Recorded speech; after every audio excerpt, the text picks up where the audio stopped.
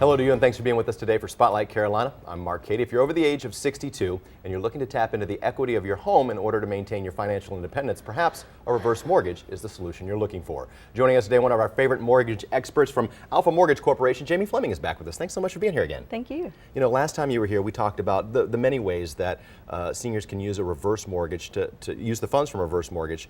And one of those things I want to say was, pardon me if I get it wrong, was it called an HP loan? What's it called? An H for P. H for P loan. Mm-hmm. Tell me what that is.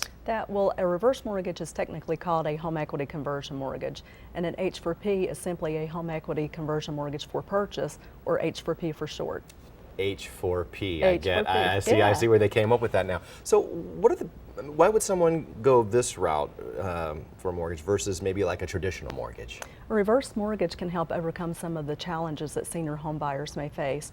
Often they're already no longer employed Sure. and simply do not have the income that they used to have. A home equity conversion mortgage can help overcome those type of challenges. With a reverse mortgage, they are not necessarily limited by their income or their net worth.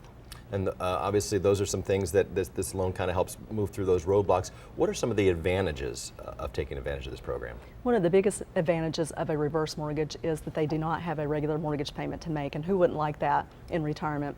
In addition, there are a lot of people will use the proceeds from the sale of a current home, or they will tap into a very large portion of their assets to use for down payment.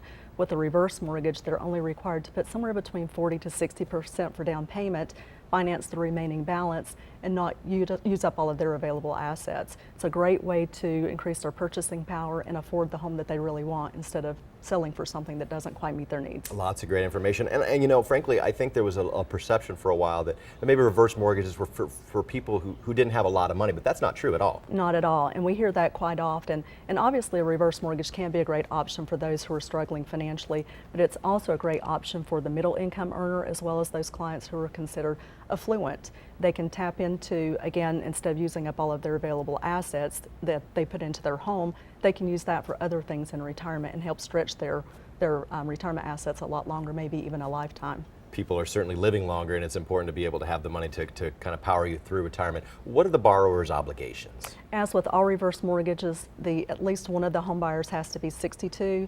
They're still required to maintain their property taxes, their homeowner's insurance, and just the regular maintenance of the home. You can learn more about reverse mortgages, see if it's right for you to maintain your financial independence. Talk to the professionals at Alpha Mortgage Corporation. You can go to reversemortgagevalue.com, that's reversemortgagevalue.com, or call 581-4108. Jamie, always a pleasure to have you here. Always great information. Thank you. Thank you so much for being with us here today on Spotlight Carolina.